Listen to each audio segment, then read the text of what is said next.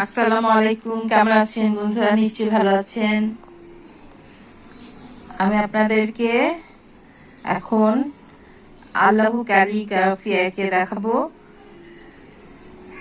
প্রথমে পেন্সিল দিয়ে হালকা করে এঁকে নিয়েছি, দেখতে পাচ্ছেন। প্রথমে হার্ট এঁকে নিয়েছি, তারপরে আর একটা দিয়েছি, দুটো হার্ট, আর এখানে ছোট ছোট ফুল, এখানে একটা ফুল। এখন এটা কালার করব।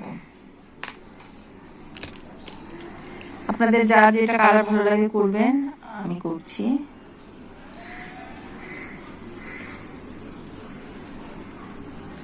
দেখতে পাচ্ছেন